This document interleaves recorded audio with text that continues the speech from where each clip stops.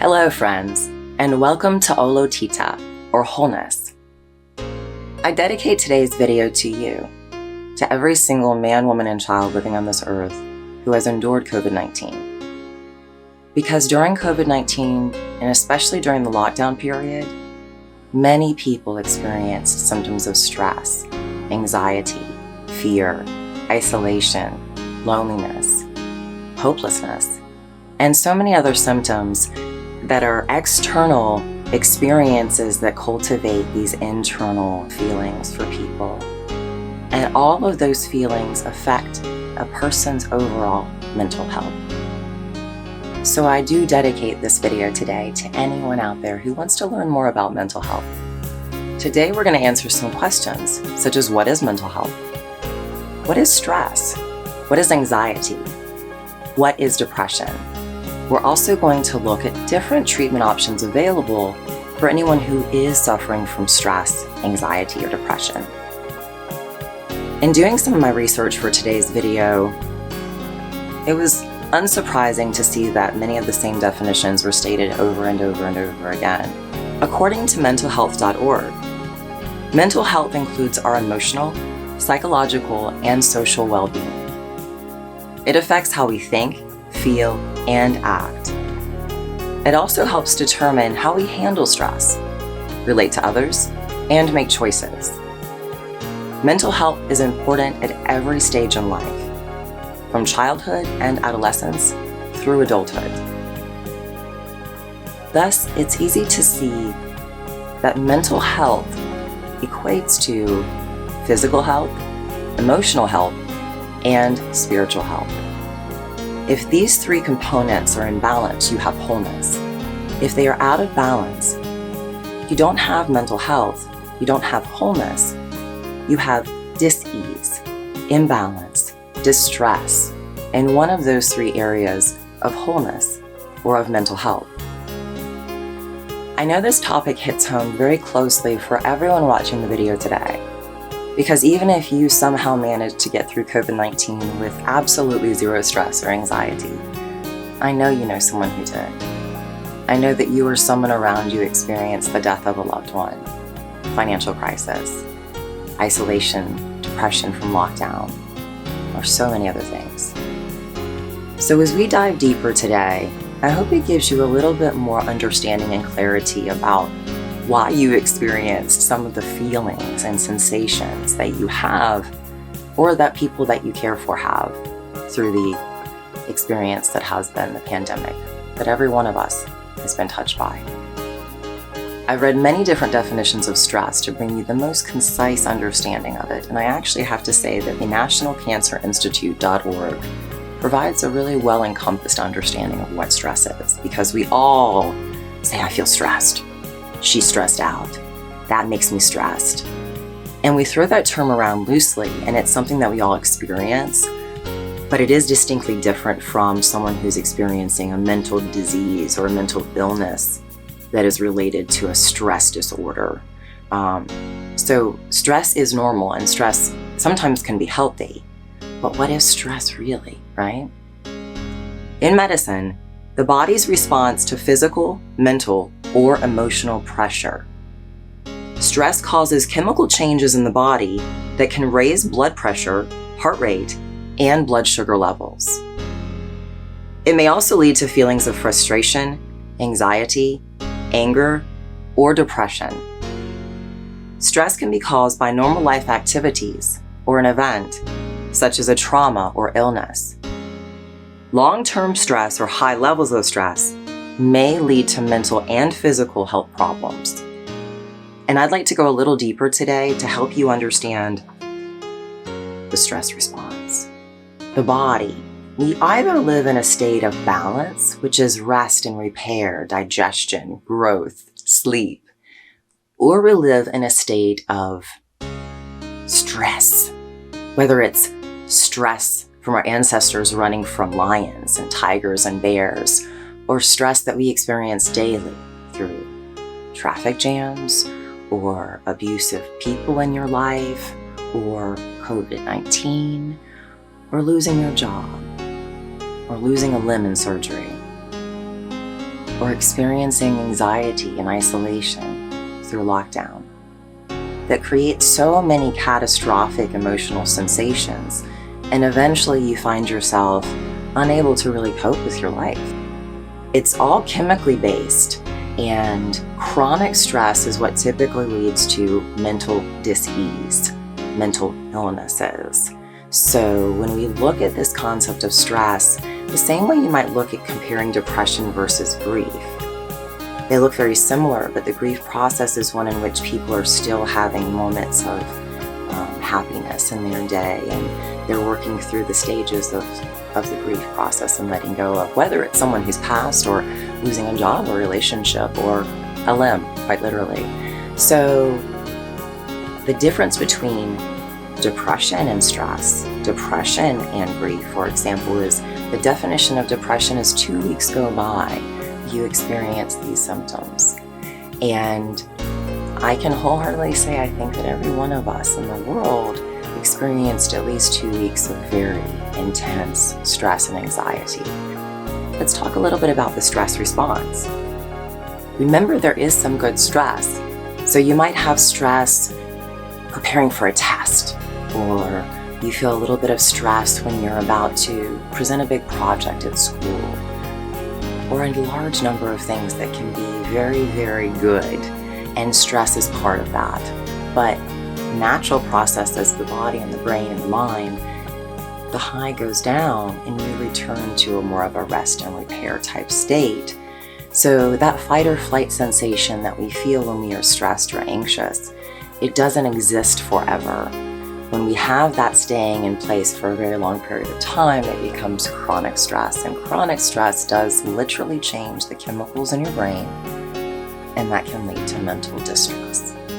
A lot of websites or doctors or therapists out there would definitely suggest to work on navigating through your stress by accessing things like movement or exercise, proper sleep, proper nutrition, perhaps counseling, at least staying connected with your community, your environment, your friends, staying productive, setting goals, consistently working on being part of your own experience to help elevate your mood or your dopamine levels or your serotonin levels, which are always affected vastly in the brain when we undergo stressful situations, whether they're in the mind or they're physical. So again, whether a lion is chasing you or whether you are stressed out because of an argument that you had with your friend, or whether you are stressed out because the pandemic seems to never end, or anything else that stresses you out, be conscious of your place in this process, and that is to stay on top of taking care of yourself. Stay on top of taking care of your health, physical, mental, spiritual health, your wellness, your nutrition, your sleep. And above all, work on creating boundaries for yourself, boundaries for others. Work on honoring yourself as a person, loving yourself, and making time for practices that will feed into self-care hygiene. And when I say self-care hygiene, I'm referring to mental health. So it could be a vast array of things that include physical, emotional, spiritual, or otherwise. But your self-care hygiene is of vital importance, and it is the way that you can find wholeness again or maintain it. But if you have struggled through stress or anxiety or depression and COVID-19, or like me before, these are all tools through life that you can use to help you. We will explore other treatment options and explore what they are for and why they exist. But first, I wanted to just clarify as well the difference between stress and anxiety.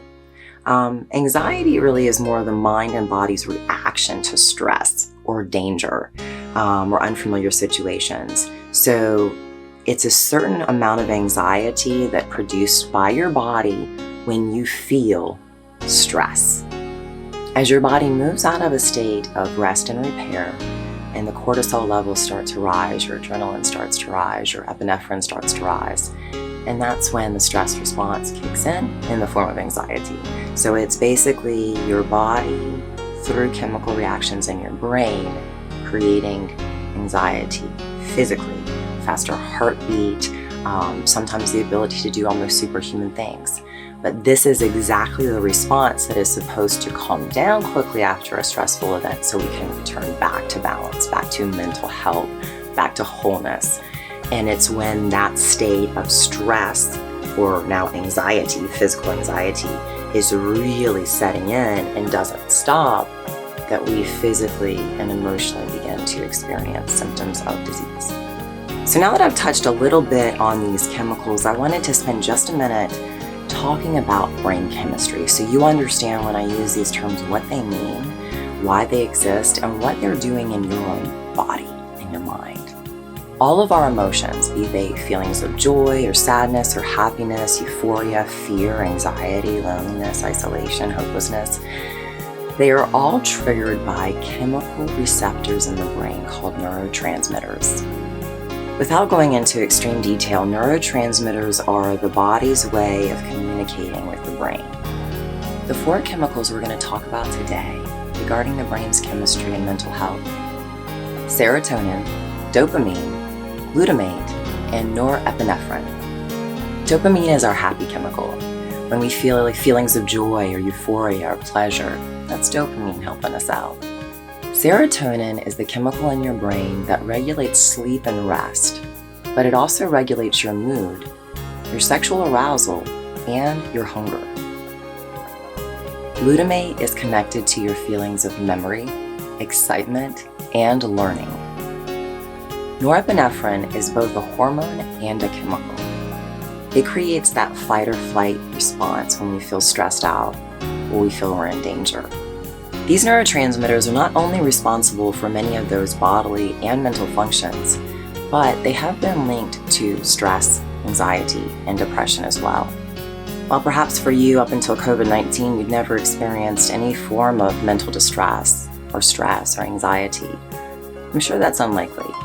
But most importantly, you need to understand that while there is a huge stigma around mental illness, mental dis-ease, we all experience stress, we all experience anxiety, we all experience feelings of depression or loneliness at different periods in our life. And it's really important to understand that mental health does change over time based on many factors. So let's look at a couple of those. There are 3 primary factors that dictate whether or not a person experiences distress with their mental health, and that is environmental, biological, and social factors. Environmental factors include things like poor nutrition, a physical injury, a sickness like COVID-19, things like that, the external experiences that are in your environment that can create distress in your life and done chronically can result in mental distress, mental illness. We also know to some degree genes likely play a role in whether or not a person experiences mental illness. I can speak personally that my father had a mental illness, and that did run in his family.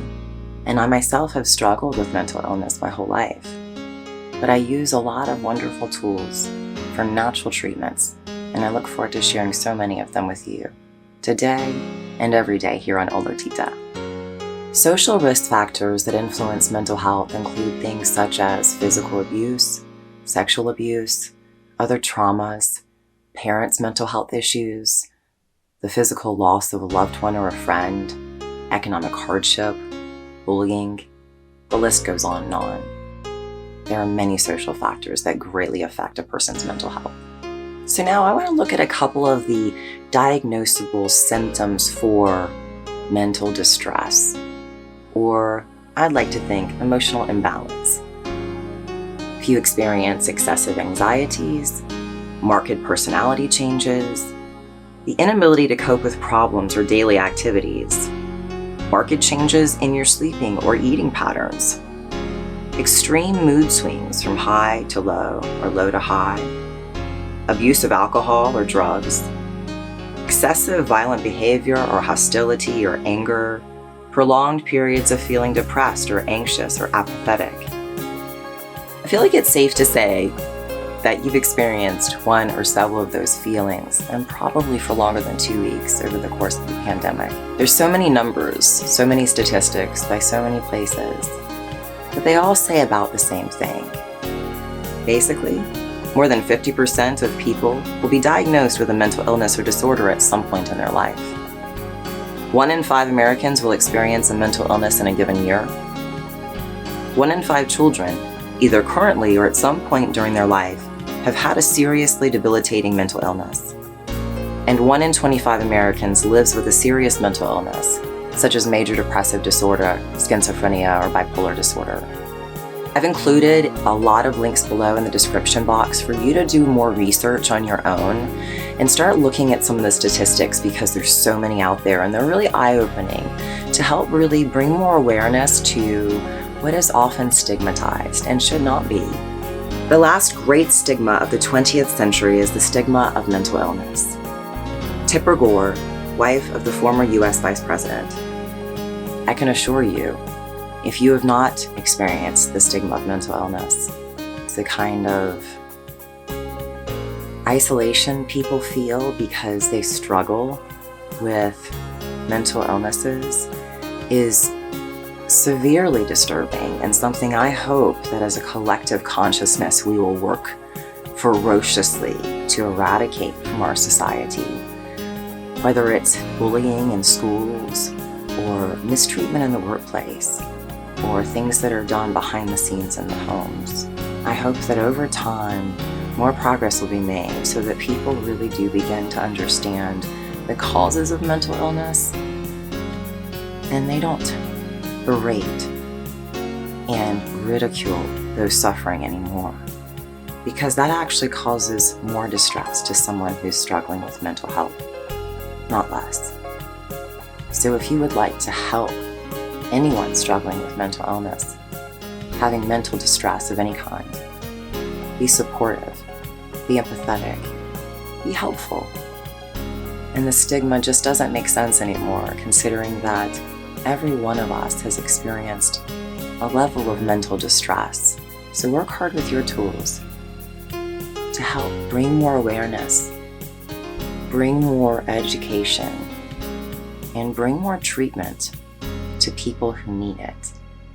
Natural treatments, ones that make lasting changes, ones that heal and fix problems, and aren't just band-aids.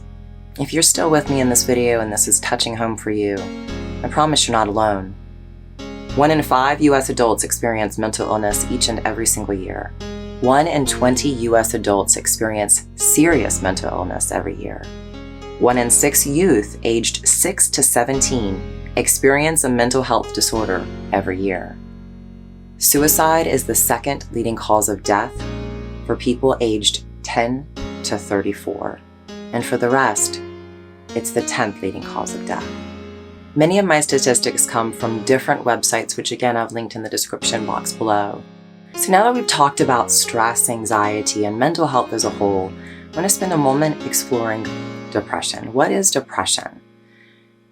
We all talk about feeling depressed or feeling stressed or feeling anxious, but to be diagnosed with depression or major depressive disorder, you have to have experienced at least 2 weeks of ongoing symptoms of feeling sad or having a depressed mood, changes in your appetite, weight loss or gain unrelated to dieting, loss of interest or pleasure in activities that you once enjoyed, loss of energy or increased fatigue, trouble sleeping or sleeping too much, feeling worthless or guilty, difficulty thinking or making decisions or concentrating, increases in anxious activities, such as the inability to sit still or pacing the room, or slow movements or slowed speech, and also thoughts of death or suicide.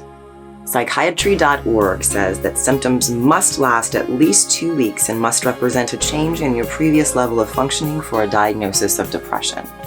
Like the rest of our mental health, this aspect of our emotional or psychological health, a high stress response, chronic stress, chronic anxiety, and the like, can create depression.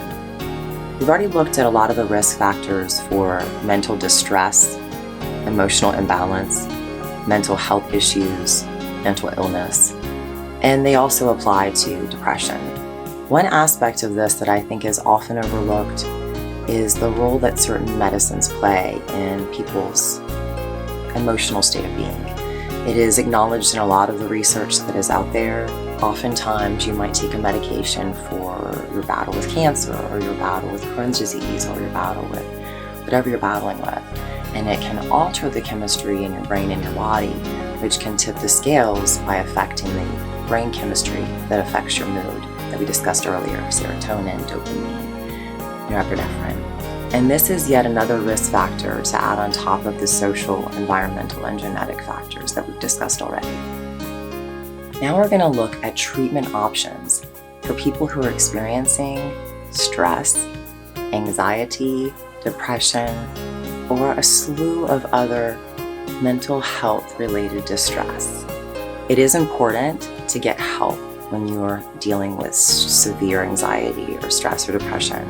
Often people might go see a psychiatrist or a psychologist, or maybe even go to their primary care physician not knowing where to start.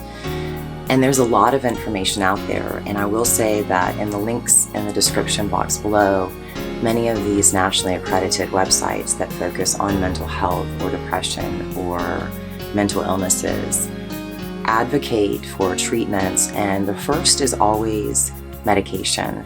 The second is always psychotherapy or talk therapy. Many websites often also mention shock therapy treatments available for those who do not do well with medications and talk therapy. And that seems to be the end of the conversation for many. A lot of these websites discuss potentially ways of coping with your mental illness, utilizing proper nutrition, getting good sleep, working on setting goals, having family and supportive environment around you, eradicating external stressors, things like that. Those things that are discussed as mere tools for coping with such problems or diseases or illnesses are quite literally the very tools that can cure you. Of all the websites I explored, only one mentions a treatment option of nutraceuticals, albeit it's like at the bottom of the list. But food medicine is most definitely a treatment option for people suffering from anxiety, stress, depression, or other mental diseases. Without going too much into my personal story today, I will simply state that since I was a little girl, I have been very anti-medication as a method for treating mental distress or emotional imbalances.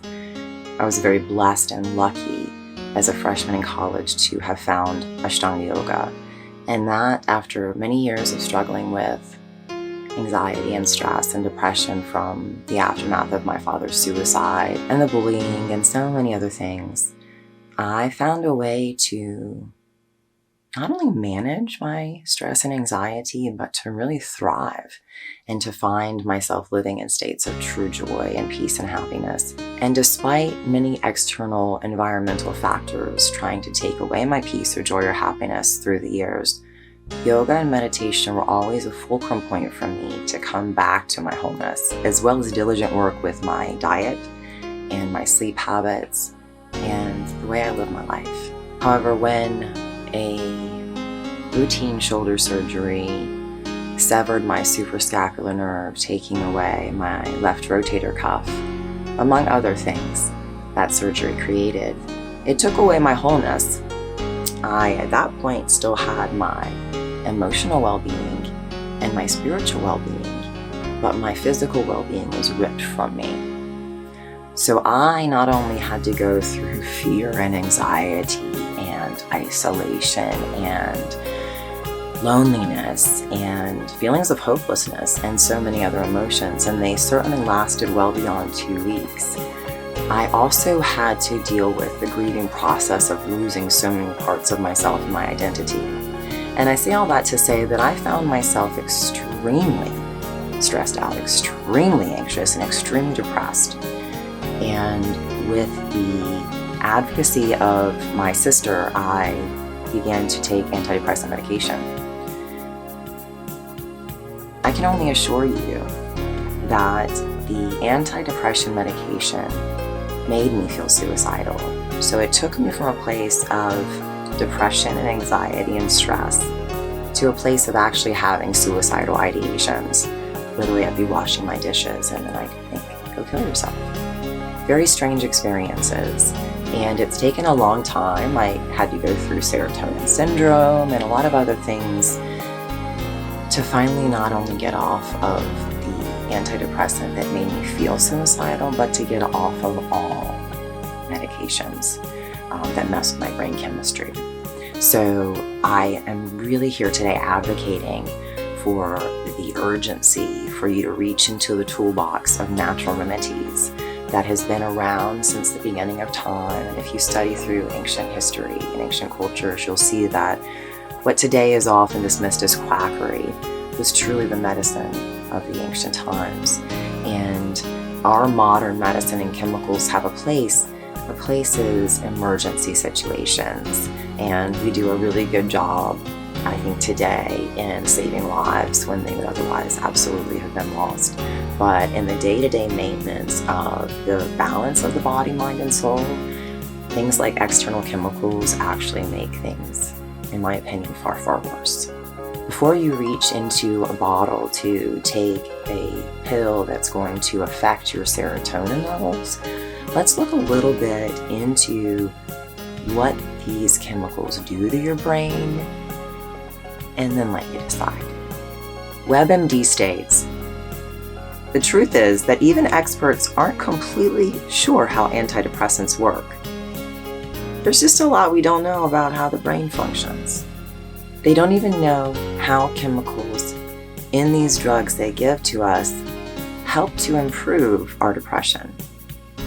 Quote from WebMD, that said, many researchers believe that the benefits of antidepressants stem from how they affect certain brain circuits and the chemicals, called neurotransmitters, that pass along signals from one nerve cell to another in the brain. These chemicals include serotonin, dopamine, and norepinephrine. In various ways, different antidepressants seem to affect how these neurotransmitters behave. That's all we know. Most of the antidepressants available today fall into one of three categories: SSRIs, SNRIs, NDRIs, and these are reuptake inhibitors. So these reuptake inhibitors inhibit the process of reabsorption of the neurotransmitter back into a nerve cell in the brain after they've released a message between nerve cells. So in theory, if you're depressed, you have lower serotonin levels, and the introduction of these SSRIs are going to help balance out the chemicals in your brain so that you feel less depressed. Now, while wonderful in theory, as are many of the theories that exist nowadays about popping a little pill and everything's all better again, most of these drugs, most of these chemical drugs wreak havoc in the brain and the body. As I said, there's a place for chemical drugs. Sometimes we need them. Some people need them in certain situations. But please don't let it be the first thing you jump to for yourself or someone you love who's struggling with mental distress. Because the things that are often not talked about are the scariest. Not only does nearly every antidepressant out there have a disturbing list of negative side effects, such as nausea and vomiting, weight gain, diarrhea, trouble having sex, and feeling sleepy. But some people's symptoms get worse, and some people have suicidal ideations when they take medications like these. Here is NAMI's black box warning about antidepressants, and I would like to read it to you. Summary of FDA black box warnings. Suicidal thoughts or actions in children and adults. Depression and certain other psychiatric disorders are themselves associated with increases in the risk of suicide. Patients with major depressive disorder, both adult and pediatric, may experience worsening of their depression and/or the emergence of suicidal ideation and behavior, suicidality, or unusual changes in behavior, whether or not they're taking antidepressant medications. This risk may persist until significant remission occurs. In short-term studies, antidepressants increased the risk of suicidality in children, adolescents, and young adults when compared to placebo. While chemical drugs are a treatment option for depression, so is psychotherapy or talk therapy.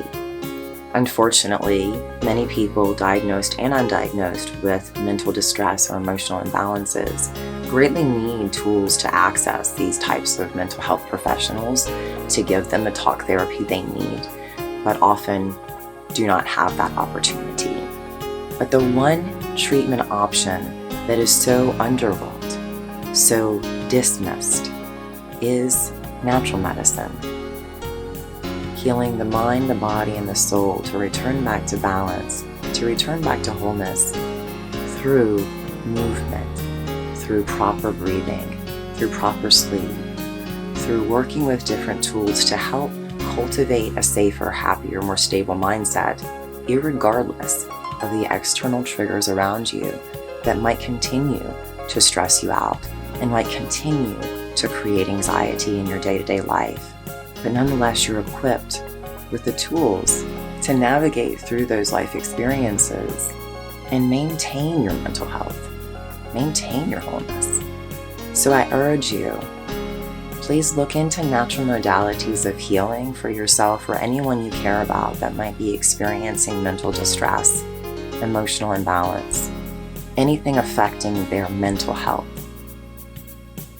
If you made it this far in today's video, I congratulate you on taking the time for yourself to learn a little bit more about mental health, emotional, physical, and spiritual balance, or wholeness. I'm so grateful to spend this time with you.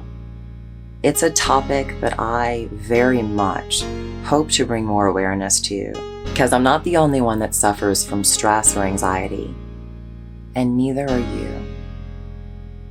There's so many things that we can do to help boost and increase, enhance our mental, physical, and spiritual well-being.